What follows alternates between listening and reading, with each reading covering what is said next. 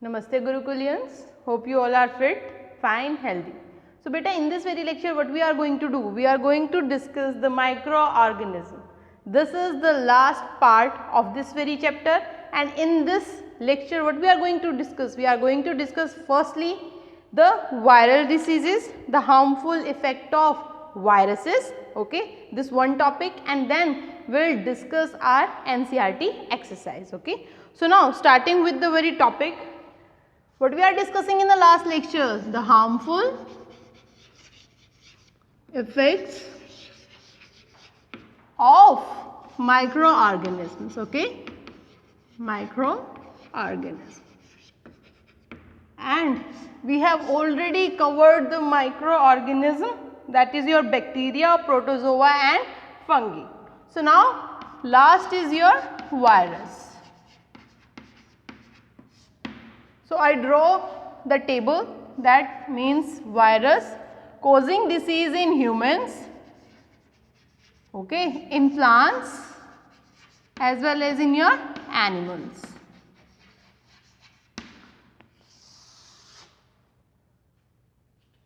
Name of disease, okay, which they are going to cause in the body. Then name of your microorganism that is responsible, okay, the name of virus that is responsible for that particular disease. Way of transmission, that means how they are going to be spread, how they are going to spread in the community, okay, and our precautions, or you say that the preventions, how we can prevent it, okay.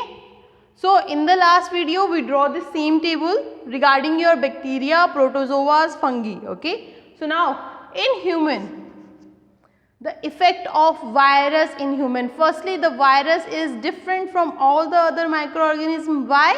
Firstly because its size is very small, and we can see it with the help of electron microscope, very good. And second thing, they become active only when they are inside the living cell. Only then they are active and start their multiplication.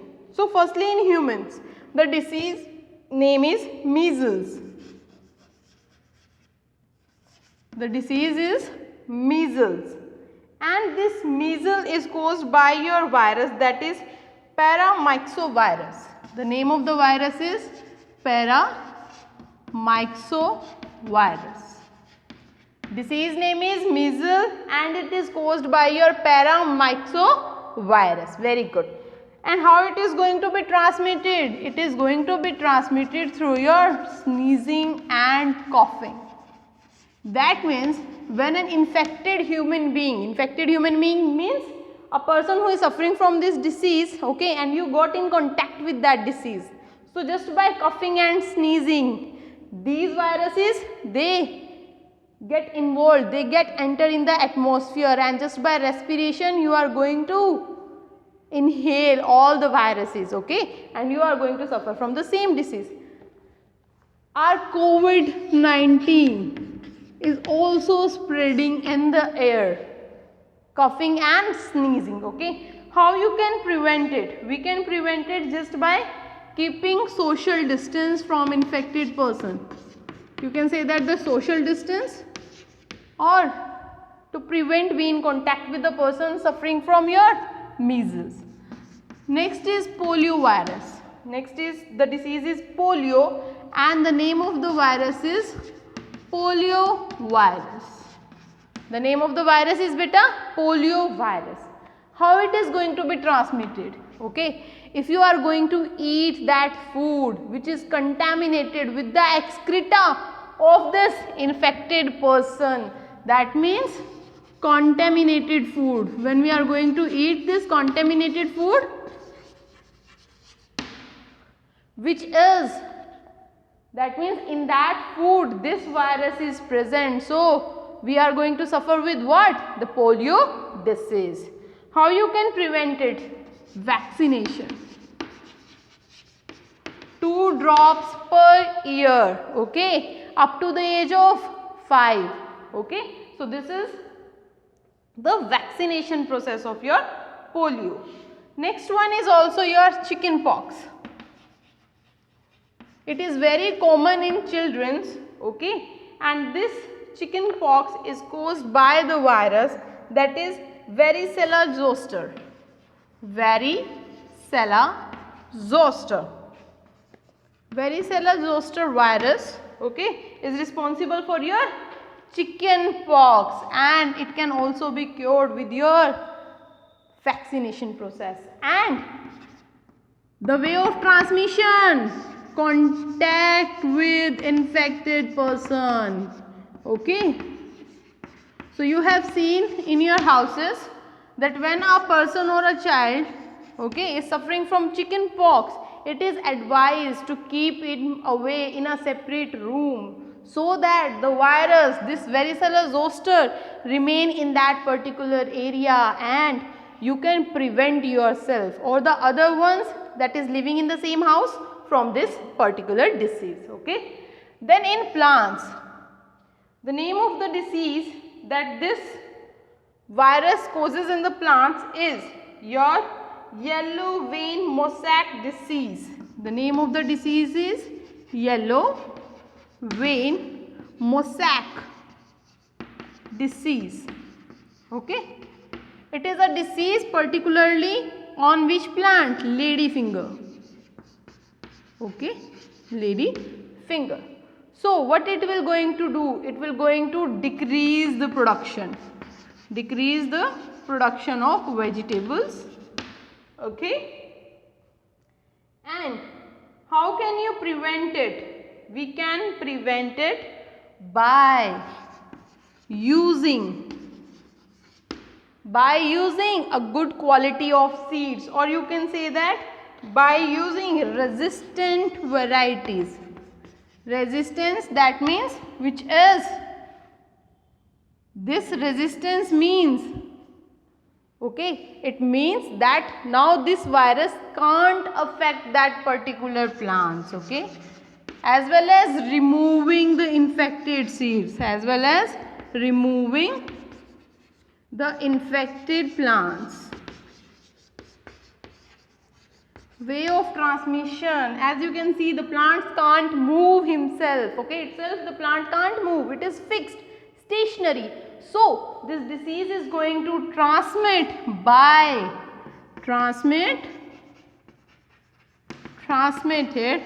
by your carriers, that means insects, okay.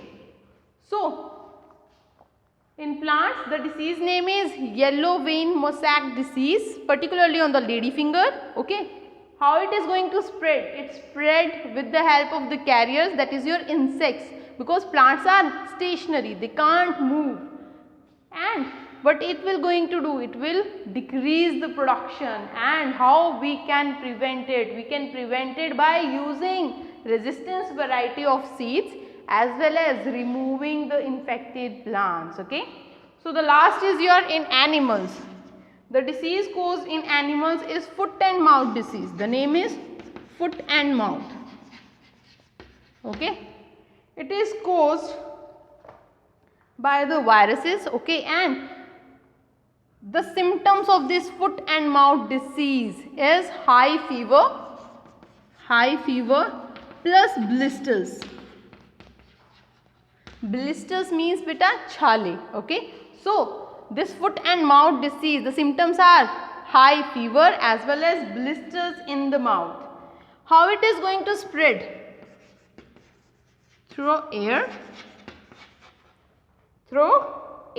okay. So it's going to spread through air as well as when an animal is in contact with the another infected animals, okay. So the main thing about this disease, it can't be prevented, okay, by vaccinations.